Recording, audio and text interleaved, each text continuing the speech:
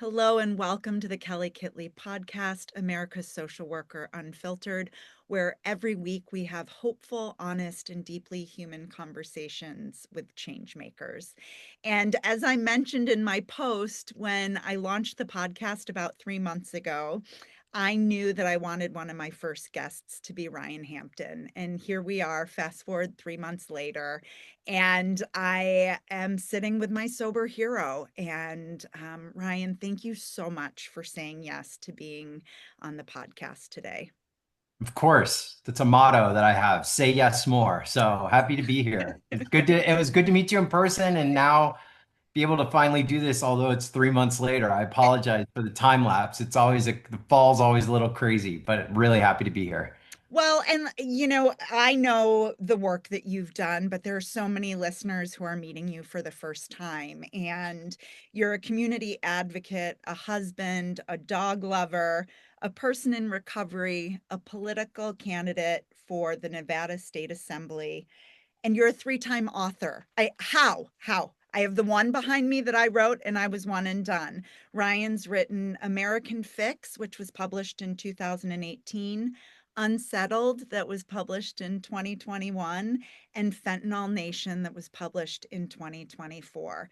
And your life's mission is addiction and recovery reform, and you are doing just that. And I am moved to tears knowing your story and where you're at today and the change that you are making on a daily basis. So, can we start with, you identify yourself as a political nerd. So, Hmm. you've always loved politics. You were in politics when you were in active addiction. Um, And what before. and, yeah, And sorry, after, thank you. it looks Well, like. Yeah. pre, during, and post. So Yeah. take us from where you were, you know, you talk in your book about how you were a regular drinker in college, and this vision of mine with the pill bottles that you talk about, it had your name on it. So Right. you and a doctor prescribed them. So Right. you're allowed to take those. Right. And I think a lot of people feel that way, until it's no longer that way. So let's just jump right in and talk about your experience, strength, and hope. Yeah, it is, you bring up the pill bottles. Like I can remember I was working at the Democratic National Committee in in 2003, right before my kind of descent into craziness. And it was when it was still kind of manageable. It was after a hiking injury that I had, and um, the doctors were prescribing me hydrocodone and um, uh, Dilaudid, which was morphine basically in a pill format. And I can remember going to work and bringing the pill bottles with me, like you said, because they had my name on it and what my dose was, and I used to keep it like on my desk, and I never thought anything of it. Nobody thought anything of it. It really was quite common, honestly, in the political world. And um, shortly after that, I'd moved back to Florida because my dad had passed away, and went back home to help my mom and be with my sister, and got caught up in the pill mills down there, really, really bad. And still, even within the pill mills, I didn't see anything wrong with it. And the doctors were telling me everything was okay too, right? That I wasn't necessarily a drug addict, that dependence and addiction were different things. And there was pseudo addiction, which feels like addiction, but it's not addiction. And, I could be Crazy weaned off, making, just you know, crazy making. yeah. And, there's one story I can remember because we didn't have Uber back in the early 2000s. It was still, and I didn't have a car sometimes because my car would be at the airport, or I used to have to take a taxi cab sometimes or I would take a taxi cab out of convenience. And I remember being in a taxi cab in South Florida and running low on my medication, and the taxi cab driver had the same bottle that I had with his name on it, but sitting like in in the right above the shift stick and in the little area there. Mhm. And he had offered me some. And it was so common. Like I can remember going to like grocery stores in Florida and hearing pills shake in people's pockets. I mean, they were everywhere. There were more pill clinics and pharmacies that only dispensed narcotics than there were McDonald's in Broward County, Florida for some time.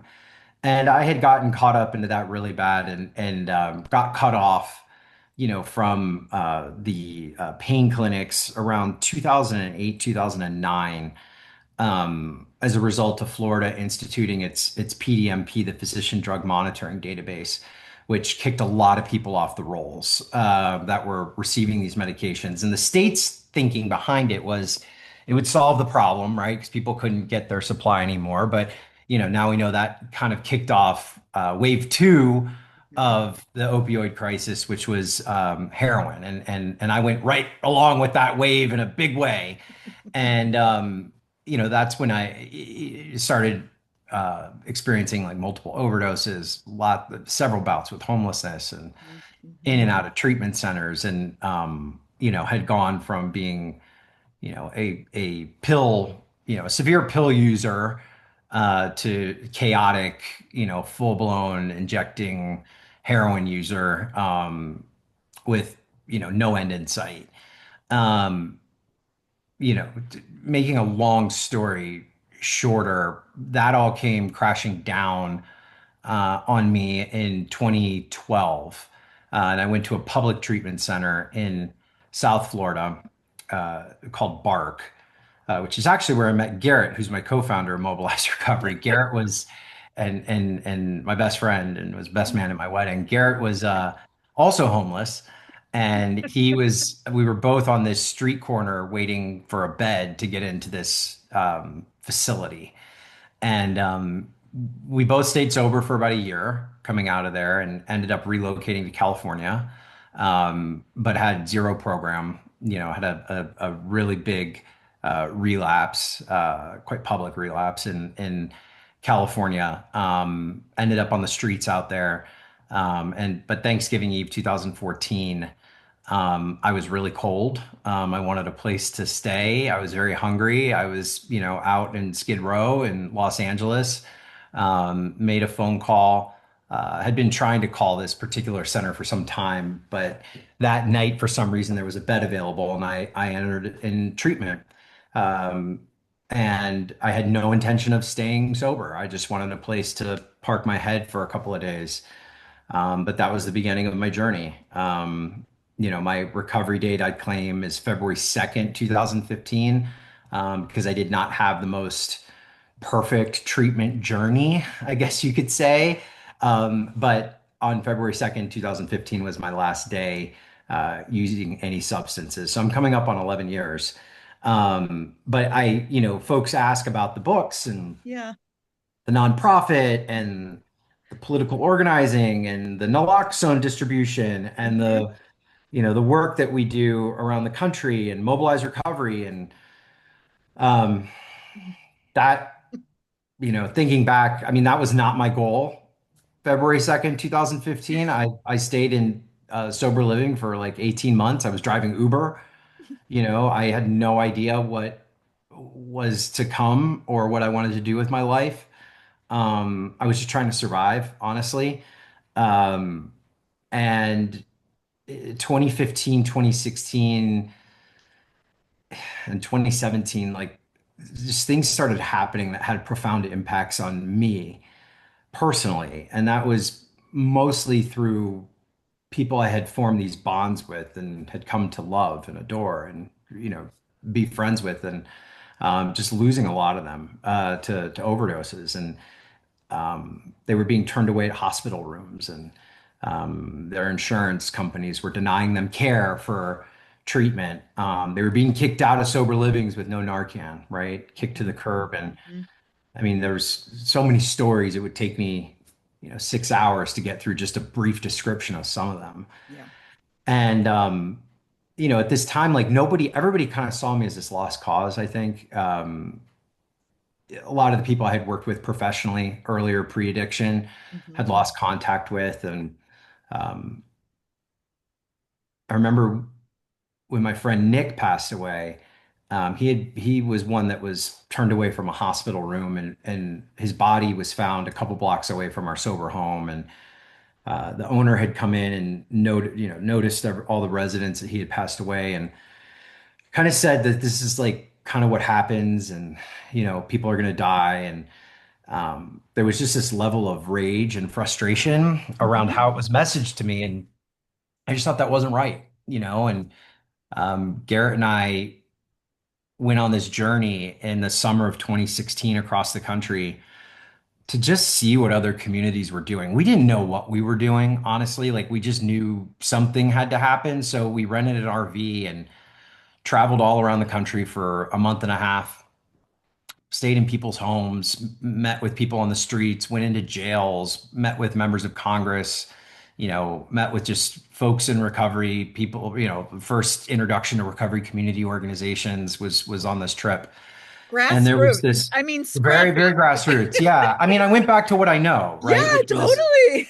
Which was just kind of like, I don't know what to do, so I need Yeah. to get out there and see what's Yes. happening. And I need to talk to other people. And we talked to hundreds and hundreds of people on that trip and got back, and there was this underlying theme that people felt there were things that were working, but voices weren't being heard. There was no real organized constituency or group that was advocating on a state level, to help support these local communities. And so I had this idea of what eventually became Mobilize Recovery, right? And we started that with $20.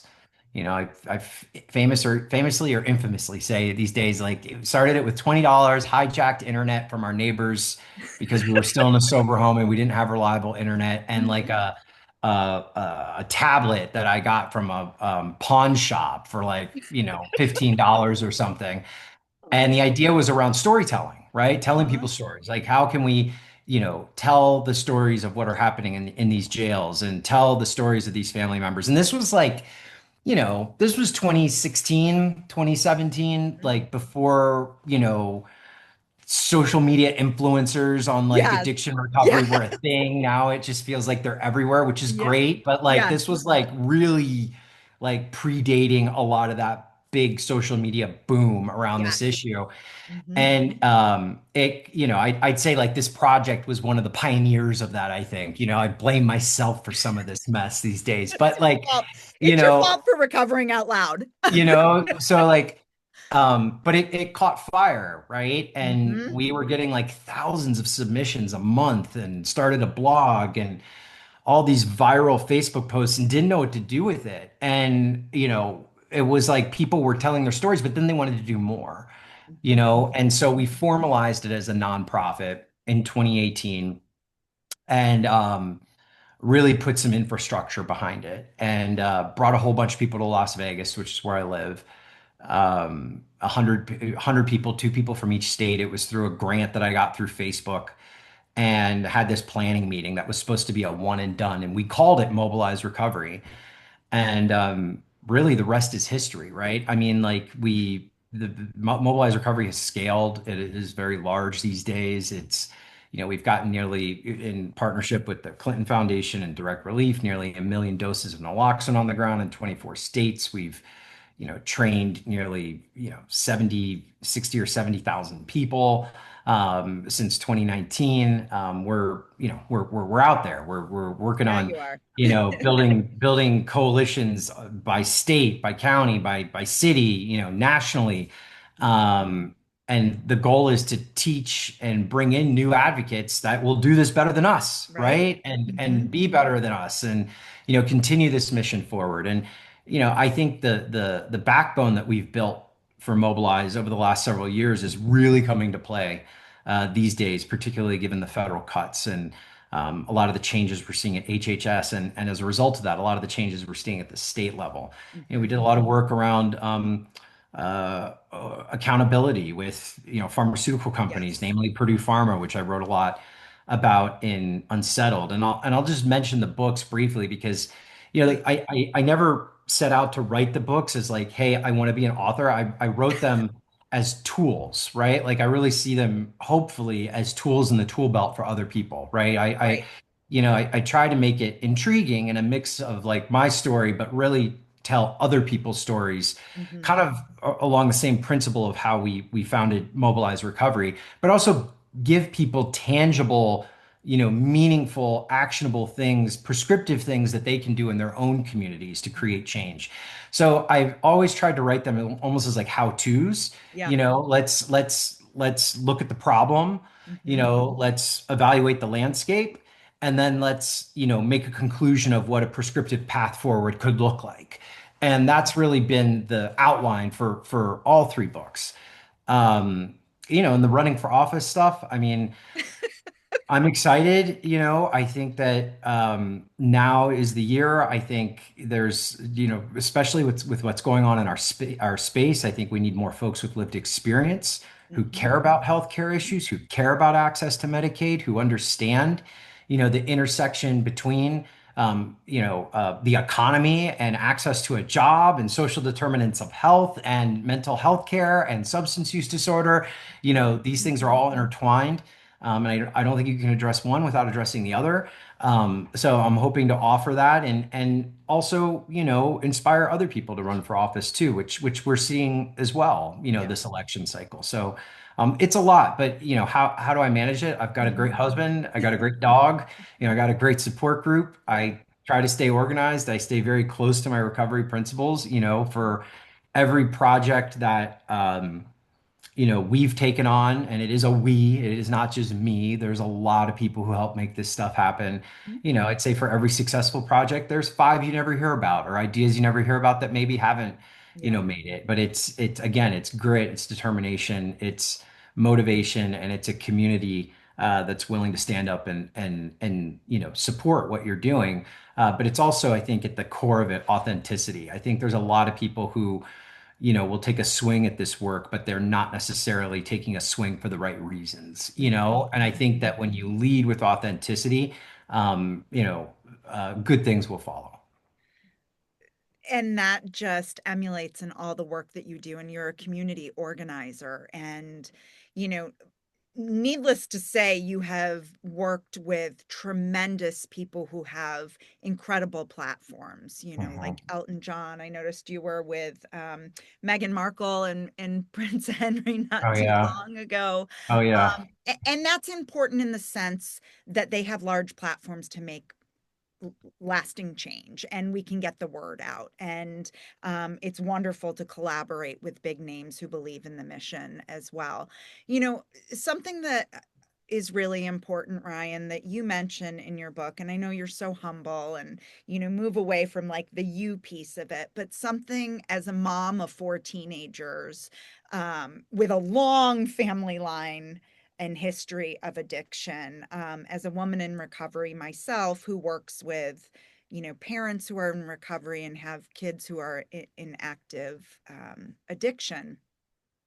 Your mom, Oh yeah. like, I mean, I have chills all over my body. She is a force. And can you just talk about, because I think there are so many mixed messages, right? About like, cut the kids off. They need to, not have any love and support for them to hit rock bottom, and crazy things that I hear. Your mom put really strict boundaries in place Hmm. from what I remember. Yeah, my mom didn't. They're like, and many of your listeners know, like, there's no guidebook. There's no Right. one guidebook around this. There's several different models, that professionals and mutual support groups will subscribe to. I'll just tell you what my mom did, and it wasn't because, it wasn't that it was right. It wasn't that it was wrong. It was just what she felt in her heart she needed to do. And in our situation, it worked out, right? She did not give up. She was my recovery advocate before I knew what a recovery advocate was. She was my social worker. She was everything. There were strict boundaries in place around, access to the house and money and giving money, and certain things that I could ask for and couldn't ask for. I could always ask for a meal. I always get fed if I needed to. Didn't she Uh, like put things in put Tupperware things and in like Tupperware, you know, she'd leave it deliver for it? me. And you know, looking back, it was important even in like my worst moments to know that somebody still cared, right? Yeah. Because that kept me going. And when I was ready for treatment, you know, when I needed help, when I seemingly wanted it, even though I didn't really want it in the moment, right? Right. Like I was willing to like try something a little different, even Mhm. though it was my intention to not stay. Mhm. You know, Mhm.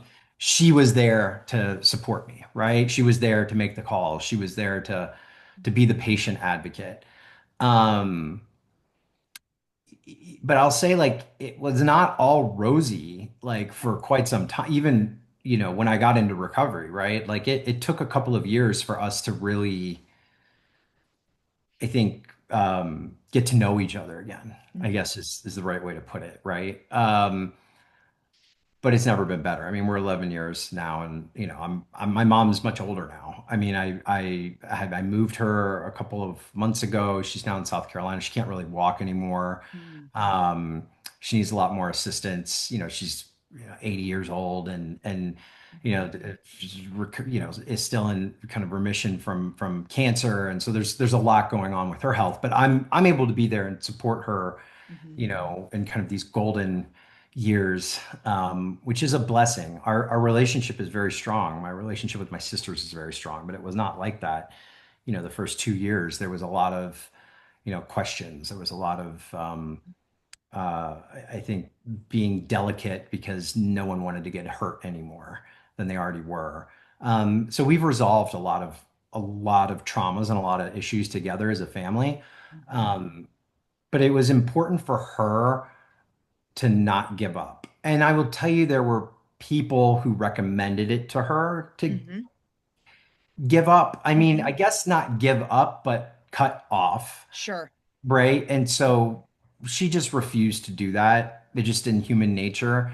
Um, but you can set healthy bound. I've learned you can, and I've taken my mom's approach even with friends that I have that I work with and have had to field calls from. Like you can set very healthy boundaries without cutting somebody off. Sure.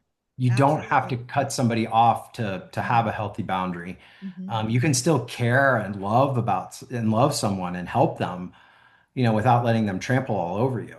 Right. And I think that, you know, a lot of folks will adopt this all or nothing approach, and it doesn't have to be that way, and it shouldn't have to be that way. Mhm. I am speechless. I mean, you are just this radiant light, and I am so curious to know, like, what is your hope for the future Mm. as you continue on this Mhm. path? Um, and two, like, what is your daily practice of recovery 11 years in? Sure. Well, I mean, I always have to have hope for the future, even though it's very hard right now. I know it sounds silly, but like I still try to live one day at a time and just get through each day as it goes by. My agency for hope comes through, I think, being through worse times before and knowing that we come out of them collectively together, right? I think my hope really resides in the fact that I am seeing and we are seeing more people getting involved. Mhm. I think we are seeing people that are recognizing the incredible importance of both self-care and community care Mhm. above all else. Mhm. Um, you know, and I feel like I'm getting older these days. So it's like, you know, I see a lot of hope in what other people are doing. You know, that brings me hope. It brings me inspiration. I got a message from a woman just 2 days ago on Facebook Messenger talking about how she's going to run. You know, she's formerly incarcerated person in recovery, and she's going to put her name on the ballot this year, and you know, in somewhat part to some of the work we've done, and you Mhm. know, that gives me a lot of hope. It's hard to see the impact sometimes, like right in front of you. You know, it's hard to measure it, you know, in numbers because it is so, you know, macro type effect stuff that we're trying to do. but there are nuggets of hope, and when they come along, you gotta hold on to them. My daily practice, it is different every day. Tell you, it's a lot of self-care these days, a lot of reflection. Mhm, A big, big, big part of it is gratitude. Finding gratitude. I do subscribe to some spiritual practices that are pretty routine for me these days. Even though it takes a short period of my time, I always try to kick my day off with it. Um, my dog, big part of it. I know it sounds silly, but he's, always within 5 feet of me, no matter where I go. So like keeps me very grounded and centered. mhm, Animals are a big part of my wellness. My relationship with my husband. mhm, Um, I do stay very, very close to my recovery community, mutual support community, and lean on them a lot. And helping others. I think that when, and there are times and moments, I think every single day where I will get into my head and I will play out situations that haven't happened yet. And I will get nervous and I will get anxiety and I will feel like the world is just crumbling apart mhm, and I will feel depressed. And when that happens, I know that there's a couple things that I can do that are in my control. One is to take a step back from whatever I'm in at that moment. Two is to try to get into gratitude to think of where I'm at in this very present moment.